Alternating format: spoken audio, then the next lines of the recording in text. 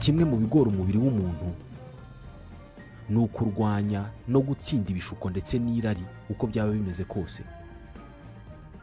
Kwiyongeza iminota 5 mu buriri kandi igihe cyo kubyuka cyari kigeze, kongeramo akandi kayiko k'isukari kandi wariyemeje kuyigabanya, gusohora ijambo ribi mu kanwa kawe kandi wariyemeje kujya umwihorera nagushotora, n'ibindi bishuko bitagira ingano duhura nabyo buri munsi.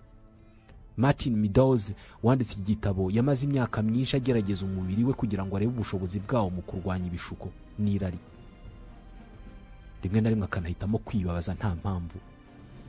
Yajyaga yifata agahagarika kurya mu gihe cy'amasaha 40 kugira ngo arebe niba umubiri we ushobora kwihanganira kutarya kandi ibyo kurya bireba.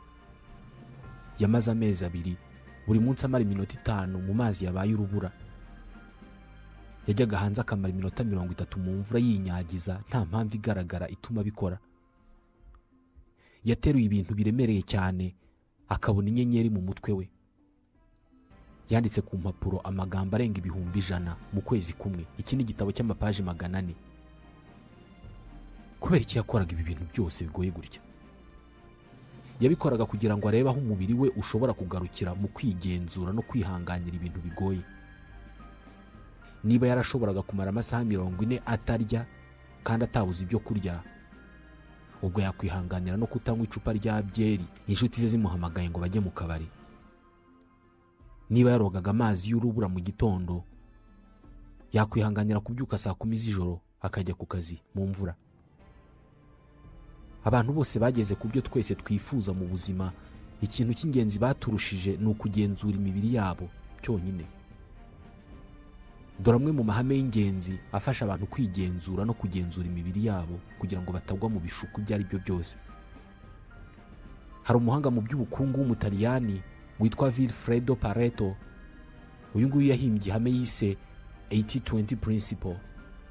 Ihame rya 80-20 riragira riti 80% by'umusaruro wose uturuka kuri 20% by'ingufu zakoreshejwe. Ni kimwe nuko 80% by'ingaruka biba byavuye kuri 20% by'impamvu. Hagomba kuba ariho havuye ku impamvu inganururo. Mu buzima busanzwe ukeneye kumenya ibintu bike cyane kugira ngo ubone umusaruro utagira ingano. Mu ishuri abana bacu tubigisha kwandika inyuguti no kuziteranya ngo zivemo ibihekane, ubundi bo bakigisha kwandika amagambo. Ubumenyi bwo kwigenzura no kurwanya ibigusha nabwo nuko buteye. Icyo bigusaba gusa ni ukumenyereza ubwonko bwawe ubwoko runaka bw'imyitwarire. Niba ushobora kwiga umuco mushya cyangwa se imyitwarire mishya mu buzima bwawe, ubu ushobora no kugenzura umubiri wawe. Reka tuvuge ko wanywaga itabi ariko hashize icyumweru wiyemeje kurireka, hanyuma umuntu akaza akaguhereza agasegereti, agakuramo n'akandi gasegereti mu ipaki akatangira kugatumura ureba. Intego z'igihe kirekire wihaye ni ukureka itabi kugira ngo ugire ubuzima bwiza, ureke no gukorora.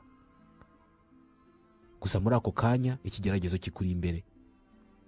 Isegereti ryiza cyane riteye neza urarireba imbere yawe, uzi n'uburyo usanzwe uri kongeza ukohereza umwotsi mu muhogo. Muri ako kanya urimo uriyumva nk'aho iryo segereti risobanuye ubuzima kuri wowe.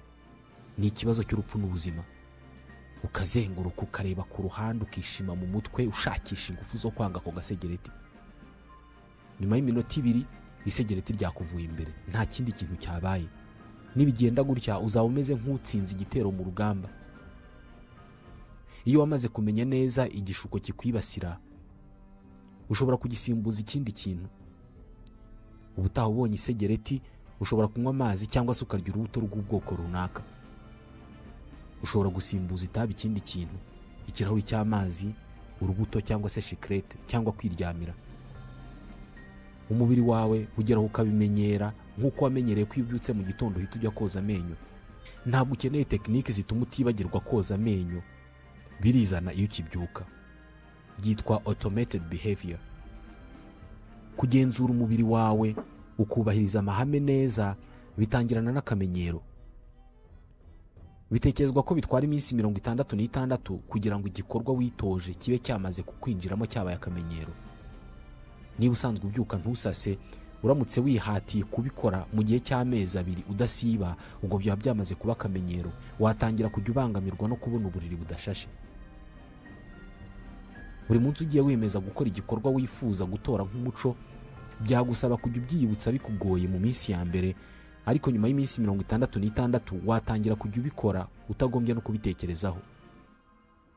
Niba utanywaga inzoga, biragusaba kuyinywa iminsi 66, ubundi ukaba wamaze kwibagirwa ko hari igihe wigeze kubaho utanywa inzoga.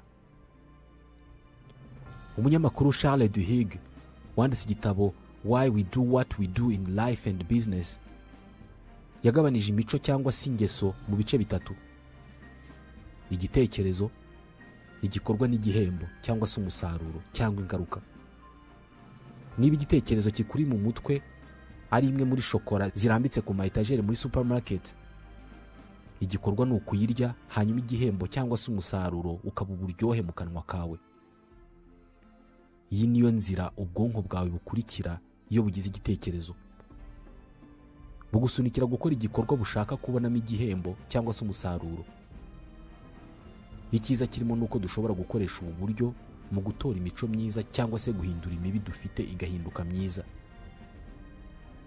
Bivugwa ko bimwe mu bikorwa bifasha abantu koroherwa no guhindura imico cyangwa se imigenzereze mibi, gukora ibikorwa bituma ukoresha umubiri wawe nk'imyitozo ngororamubiri cyangwa se imirimo y'amaboko, biza mu bya mbere. Hari ubushakashatsi butandukanye bwemeje ko imirimo ihoraho ituma ukoresha umubiri wawe igabanya ibikorwa nko kurya cyane, kunywa itabi, kunywa ibisindisha cyangwa se gukora ibindi bintu bishobora gukurura ingaruka. Impinduka imwe yonyine mu bikorwa byawe bya buri munsi ishobora kuba imvano y'izindi mpinduka zitagira ingano. Indi myitwarire byemeza ko ifasha mu guhindura ingeso cyangwa se imico ni ukubyuka kare.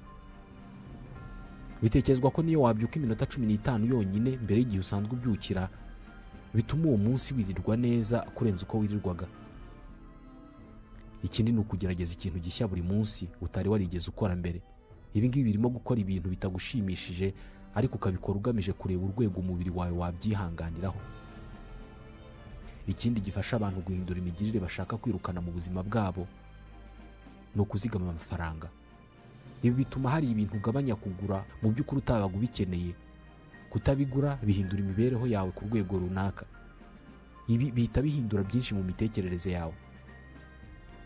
Benshi muri twe mu ntangiriro z'umwaka, ku minsi y'amavuko cyangwa se ku zindi ntangiriro z'iminsi runaka, twiha intego z'ibyo twifuza kugeraho muri icyo gihe. Imyitwarire tuzagira muri icyo gihe nicyo kintu cy'ingenzi gituma tubigeraho cyangwa se ntitubigereho. Kimwe mu bibazo by'ingenzi byo kwibaza bikazagufasha gukurikira inzira wiyemeje ni kubera iki? Impamvu mu by'ukuri ituma wanga ibyishimo byihuse ariko by'akanya gato, kubera iki? Kugira impamvu ifatika ni ingenzi mu kugufasha kutava mu isezerano wihaye. Iyi mpamvu iyo yiyibukije buri gihe, iyo uhuye n'igishuko cyangwa sirari, bigufasha cyane kutaneshwa. Niba wariyemeje kuzigama amafaranga ugahura n'igishuko cyo kuyakoraho, ni byiza kongera gutekereza ku mpamvu yatumye ufata icyo cyemezo cyo kuyazigama. Reka tuvuge ko intego yawe ari ukureka inzoga ugatangira kubika amafaranga, ukagabanya umwanya wamaraga mu tubari kandi ukanagira ubuzima bwiza. Ni intego nziza ariko biragoye kuyigeraho igihe inshuti zawe zihora zikubarira inkuru zo mu kabari n'uburyo kuwa gatanu zizajya kunywa inzoga zikagira ibihe byiza cyane. Bumwe mu buryo bushobora kugufasha kugera kuri iyi ntego kandi wanyuze muri ibi bigeragezo byose by'abashaka kongera kukunywesha inzoga, ni ukuyihuza n'amarangamutima. Tekereza ukuntu byuka umeze neza kuwa gatandatu iyo utaraye unyoye ibiyoga, umutwe utakurya, utananiwe, ibitekerezo byawe biri ku murongo kandi amafaranga yawe akiri mu ikofi. Ngaho ngera utekereze ku ndirimbo muzaririmba mu kabari kuwa gatanu, ibyo muzaganira, amacupa y'inzoga muzanywa n'ukuntu muzataha saa 8 z'ijoro mugwirirana. Ibi ngibi bishobora kuzatuma uhita ufata icyemezo cyo kutaza kujya mu kabari uwo munsi. Rimwe na rimwe iyo uri imbere y'ikintu gishaka kugukura ku ntego wiyemeje, birahagije gufata umunota umwe wonyine ukagikuraho ibitekerezo n'amaso. Muri uwo munota umubiri ushobora kuba wamaze kongera gukangura ingufu zo kwihagararaho.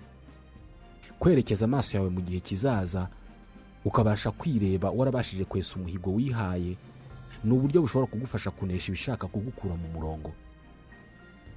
Ubundi buryo bwiza ni ukwirinda kujarajara mu bitekerezo, ahubwo ugatekereza cyane ku bintu birimo kuba ako kanya.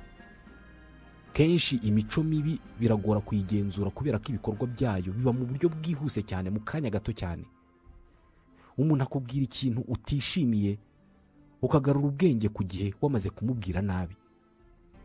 Iyi niyo mpamvu ari ingenzi cyane guhora uzirikana ibitekerezo bikuri mu mutwe, kandi ukibanda cyane ku bintu birimo kuba ako kanya, aho gushyira ibitekerezo byawe ku bintu byahise cyangwa se bizaza. Hamwe n'ibirangaza byuzuye muri iyi si igezweho, biroroshye cyane kwibagirwa imihigo wihaye uyu mwaka ugitangira. Niba wariyemeje kugabanya ibiro, ushidukuriye shokora mu gihe wari urimo kwandikira abantu kuri WhatsApp. Hari ubushakashatsi bwagaragaje ko abaguzi bafite ibintu bibarangaza, byaba ibibari mu mutwe cyangwa se ibibari imbere, baba bafite ibyago byinshi byo kugura ibintu mu by'ukuri badakeneye igihe bari mu maguriro. Uburyo bwiza bwo kutajarajara mu bitekerezo ni uguhora utekereza kuri ya mpamvu wiyemeje gufata icyemezo wafashe. Ubundi buryo butuma utarangara mu bitekerezo ni ukugabanya igihe umara ku mbuga nkoranyambaga. Umubiri w'umuntu urimo imwe mu misemburo iwukoresha ikora icyarimwe nk'inshuti ariko ikanakora nk'umwanzi. Umwe muri yo witwa dopamine. Ni kimwe mu byitwa neurotransmitter, ubwoko bw'ibinyabutabire bishinzwe gukura amakuru muri tumwe mu tunyangingo tw'ubwonko biyajyana mu tundi. Iyi dopamine ivubuka iyo ukoze ikintu runaka kikakuryohera. Niyo ituma wumva wakongera kugikora: kurya, guhuza ibitsina, kunywa inzoga n'ibindi biyobyabwenge. Uyu musemburo uvubuka gusa buri gihe iyo ubonye ikintu wamaze gusanisha n'ibyishimo.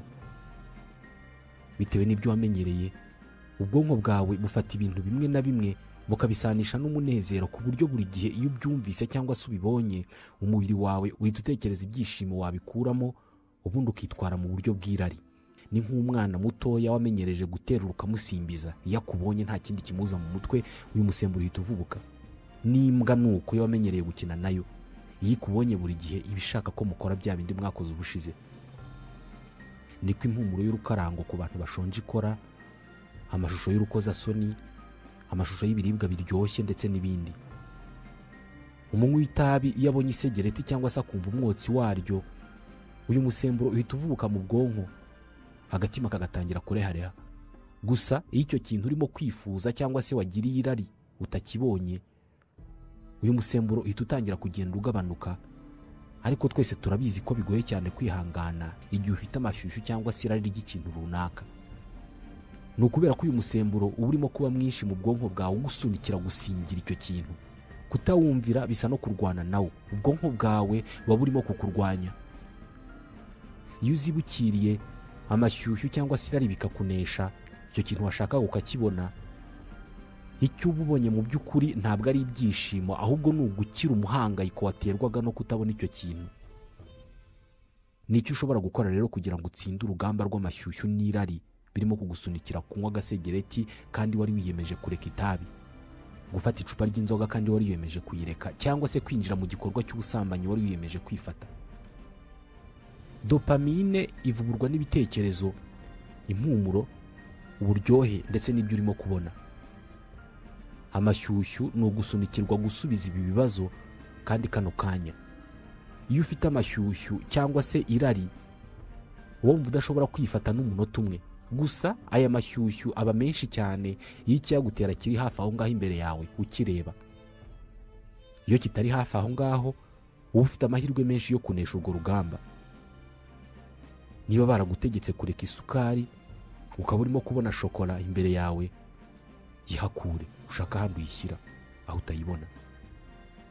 Niyo mpamvu banki zahimbye ibyiswe konte bloke, kubera ko iyo dufite amafaranga ahora dushimashima ngo tugure utuntu.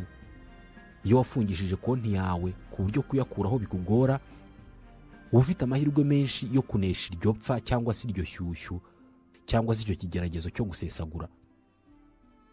Niba uri mu isoko urimo guhaha, irinde kunyura ahacururizwa ibintu uzi ko bigukururira amashyushyu cyangwa se irari, niba uzi ko atari byiza kurisubiza. Ibyishimo bije ako kanya kandi bimara igihe gito bibangamira intego z'igihe kirekire wihaye mu buzima. Niba ukunda imyambaro myiza ariko ugakunda kugura buri mwambaro ubonye wose bazunguza mu muhanda, ufite ibyago byinshi byo kuzisanga buri gihe wambara imyambaro itaramba kandi itari myiza mu by'ukuri, kubera ko washutswe n'irari ry'ako kanya utanabonye umwanya wo kubitekerezaho. Ubundi buryo bwo kunesha amashyushyu cyangwa se amapfa agusunikira gukora ikintu kitari cyiza cyangwa se ikintu wiyemeje kureka burundu, ni uguhindura ibitekerezo byawe ukabikura kuri icyo kintu kirimo kugukurura, ahubwo ukabishyira ku mpamvu ikwiye gutuma utagifata cyangwa se utagikora. Ushobora no kudatekereza kuri iyo mpamvu, ahubwo ukagerageza gutekereza ku bindi bintu ibyo ari byo byose bibonetse bitanerekeranye n'icyo kintu. Gusa ntabwo ari ngombwa ngo utekereze ku bintu bitabaho cyangwa se bidashoboka. Ntabwo ari ngombwa kutekereza ku nzovu y'iroza. Ushobora gutekereza ku bintu bibaho bishobora gutuma ibitekerezo byawe bijya kure, bikava kuri icyo kintu kirimo kugutera amashyushyu. Niba uzi ko muganga yakubujije kunywa inzoga, gabanya kuzitekerezaho.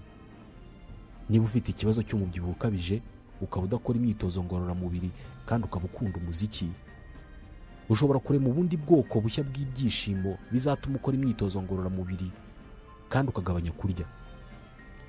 Igihe utekereje kurya kandi mu by'ukuri udashonje kandi ushaka kugabanya ibiro, ushobora guhita wiyumvira umuziki cyangwa se ugatangira kujya wumva umuziki urimo gukora imyitozo ngororamubiri. Iyi nayo ni impamvu abantu benshi bakora siporo bumva umuziki. Hari n'ubwoko bwa siporo bakora bagendera ku njyana y'umuziki. Umubiri wawe wishimira umuziki urimo kumva, ukibagirwa ububabare n'imvune by'imyitozo urimo ukora. Nubigenza utya, buri gihe uko uzajya ubona inkweto zawe za siporo, uzajya uhita utekereza ubwoko bw'indirimbo wumva iyo urimo kwiruka. Ubutaha ntabwo uziganyira mu gukora imyitozo ngororamubiri. Dopamine yawe uzaba uyihinduriye icyerekezo.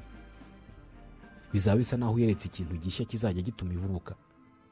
Hano uzaba uyikuye ku kuba umwanzi wawe wihinduye inshuti. Ni kimwe n'uko ushobora gushyiraho igihembo uzajya wihemba buri gihe uko urangije gukora siporo. Niba ukunda kureba filime, ukajya wihemba kureba filime uvuye muri siporo, cyangwa se ukihemba kuryama isaha imwe. Ubwonko bwawe buzagenda buhuza icyo gikorwa ukunda n'imyitozo ngororamubiri, ku buryo siporo izarekeraho kuba igikorwa umubiri wanga, ahubwo kiba igikorwa ukunda. Tekinike yo kwihemba ituma ingeso cyangwa se umuco ufata mu buryo bworoshye cyane kandi vuba. Uyu munsi iyo utekereje ijambo weekend, uhita urihuza n'uko nta kazi gahari, abandi bakarihuza n'inzoga, imyidagaduro, amasengesho. Weekend twamaze kuyidodera ikoti, twayisanishije n'igihembo twiha ngo kubera ko tumaze icyumweru cyose dukora tuvunika. Niyo mpamvu kuwa gatanu hari abantu baba bafite ingufu nyinshi ku kazi kubera ko umunsi w'ibihembo bawegereje. Ni nk'umunsi tuzi ko umushahara uri buzireho. Icyo gihe dukorana umurava ukomeye cyane. Ni kimwe na nyuma yo kwakira ubutumwa bugufi bw'umushahara. Ikindi gifasha abantu kudatezuka ku ntego n'imihigo bihaye ni ikiruhuko. Abantu bari mu bimina bagorwa cyane no kwegeranya amafaranga yo gutanga mu kimina, ariko bagafata umunsi umwe mu kwezi bagahura bakarya kuri ya mafaranga, bakagura inzoga n'ibiryo, bagakora umunsi mukuru nta kintu cyabaye. Iki kiruhuko cyangwa se igihembo gifasha abantu kongera kugira ingufu zo gukomeza iki gikorwa biyemeje. Hari abantu batanga imisanzu yabo batekereza ku nyungu bazakura muri uko kwizigamira, ariko banatekereza kuri wa munsi w'ibirori uba buri kwezi. Guhindura imyitwarire n'imigirire biravuna. Twese dukunda ibintu bitavunanye, bitatubabaza kandi bitaduhangayikisha. Babyita comfort zone. Kenshi ibi birangwa n'ubuzima butagira impinduka. Uko ibintu bimeze, niba bikunyuze ntushaka kubikoma, birekeraho. Niko dutekereza. Niba ubyuka saa 2 za mu gitondo buri gihe, kukubwira ngo uze kubyuka saa 1 ntabwo bishaka. Iyi iri mu mpamvu zituma imishinga yacu y'iterambere itagera ku ntego. Kubera ko kuyishyira mu bikorwa bisaba guhindura imibereho yacu isanzwe itunezeza cyangwa itunyura. Bisaba guhaguruka ukajya ku kazi mu gihe igiparu cyari kiryoshye. Bisaba kubyuka mu rukerera imvura irimo kugwa, ibitotsi byari biryoshye ukajya ku kazi. bisaba kureka kugura umwambaro ugezweho kandi wawushakaga kandi n'abandi bose barawufite. Nta hantu bihuriye, ariko hari imyitozo ifasha umubiri kwihanganira ububabare, bityo ukanashobora kwihanganira impinduka izo arizo zose zitaryoshye mu buzima. Koga amazi akonje kandi akonje cyane inshuro runaka mu gihe runaka. Bitekerezwa ko koga amazi akonje cyane cyane mu gitondo hakonje bimenyereza umubiri wawe kwihanganira ububabare ku nyungu z'igihe kirekire. Bisaba ubushake bukomeye cyane no kwiyemeza gukomeye kugira ngo ufate icyemezo cyo kwisukaho amazi akonje kandi harashyushye. Amasegonda ya mbere mu mazi akonje ntiyagoranye. Igihe gisigaye wumva ntacyo kikubwiye. Ushobora no kubyishimira. Ibi ni nako bigenda ku bindi bikorwa. Buri gihe intangiriro niyigora. Ibintu bigenda byoroha iyo wamaze kwihanganira ububabare bwa mbere. Ikindi gikorwa kimenyereza umubiri w'umuntu kwihanganira ibigeragezo byinshi ni ukwihanganira kutarya cyangwa se gusiba. Buri kwezi kwa 9 mu mezi ya Kisilamu, miliyoni z'abayisilamu bagejeje imyaka bareka kurya no kunywa kuva mu rukerera kugera izuba rirenze. Imwe mu ntego z'uko kwiyiriza ubusa ni ukumenyereza umubiri kwigenzura kugira ngo urusheho kuba umubiri mwiza. Kwifata nturye kandi rimwe na rimwe ibyo kurya ubireba ni igikorwa kitoroshye. Ntaho bihuriye no koga amazi akonje. Koga amazi akonje bitwara iminota 5 mu gihe kwiyiriza ubusa bitwara nibura amasaha 18 kugera kuri 16. Buri gihe ibigeragezo n'irari ryo kureka kwifata ugafata ibyo kurya ukarya biba biri hafi yawe iyo wiyirije ubusa. Byemezwa ko kunyuzamo ukima ibyo kurya mu gihe runaka bigira umumaro ukomeye cyane cyane ku rwungano nyamaraso ndetse no mu mikorere y'ubwonko. Gusa gukora ibi ngibi ntabwo bivuze kwiyica. Ushobora gufata icyemezo cyo kwiyiriza ubusa rimwe mu cyumweru cyangwa se rimwe mu byumweru bibiri. Bitekerezwa ko kwiyiriza ubusa bikorwa mu madini biba bigamije kwibabaza no kugerageza umubiri hagamijwe gushimisha Imana cyangwa se kuyinginga. Birashoboka no kubikora utabikoreye imyemerere, ahubwo ubikoreye ineza y'umubiri wawe ubwawo. Ibi bivuze ko inshuro nyinshi gushobora kwihanganira amasaha runaka utarya kandi utabuze ibyo kurya bishobora kuzagufasha kwihanganira gukora ikintu runaka kandi kitari cyiza ku buzima bwawe. Ikindi ni uko ushobora kwigomwa ibyo kurya kuri uru rwego, ibiryo bihita bihagarika kugenzura igihe cyawe nk'uko bimeze kuri benshi muri twe. Ubundi buryo bwemezwa ko bumenyereza umubiri kwigenzura no gushobora kugenzura no gukurikirana utuntu duto mu buzima dusa n'utudafite agaciro, ariko iyo ubashije kutwigomwa ukabangamirwa mu gihe gito bigutoza kutazabangamirwa igihe kubangamirwa kwa nyako kuzaza. Urugero, abantu benshi iyo bicaye bakamara umwanya munini bakunda guhina umugongo bagafatisha inkokora zabo ku mavi ku buryo umuntu ubona aticaye mu buryo bwemye. Ikindi kintu gito ushobora kwihanganira kandi kikaba kirimo kukumenyereza kwihangana ni ukutabwira abana bawe nabi niba usanzwe bakankamira igihe ugiye kubakosora. Ushobora kubigerageza rimwe cyangwa kabiri ukareba icyo bitanga. Ibi ngibi byo bishobora no kugufasha kugenzura umujinya wawe cyangwa kwihanganira kutabwira abantu amagambo mabi igihe mufite ibyo mutumvikanaho. Ibi bishobora kuzagutoza ku buryo ubutaha umuntu nakubwira ibintu utishimiye uzarwanyira kugumisha ururimi rwawe nyuma y'amenyo ntirusohore ijambo na rimwe. Iyi myitozo yose ishingiye ku kwihangana ishobora kugufasha kwihanganira buri kintu. Niba ushobora kwifata nturye kandi utabuze ibyo kurya, ukihangana ntuvuge nabi kandi umuntu agushotoye, haba hari amahirwe menshi kuzihangana nturye ku mafaranga wari wiyemeje kuzigama, cyangwa se ukihangana ntukore imibonano mpuzabitsina mu gihe wabishakaga. Rimwe na rimwe bishobora no kuba byiza kwiha ikigeragezo gikomeye kugenzura. Kenshi iyo tunaniwe duhita twihutira kuruhuka, ariko ushobora kugerageza kurenga ibyiyumvo byawe by'umunaniro. Sir Roger Bannister wabaye umwe mu basiganwa ku maguru beza ku isi mu mwaka w'ibihumbi 2000 yaragize ati ubwonko nicyo gice cy'umubiri gifasha abantu kwiruka cyane. Ntabwo ari umutima, ntabwo ari ibihaha, ni ubwonko. Hari ubushakashatsi bwagaragaje ko ibyiyumvo bya mbere by'umunaniro hahandi uba utangiye kumva ko unaniwe ariya ni amarangamutima. ntabwo ari ikimenyetso cy'uko umubiri udashobora gukomeza.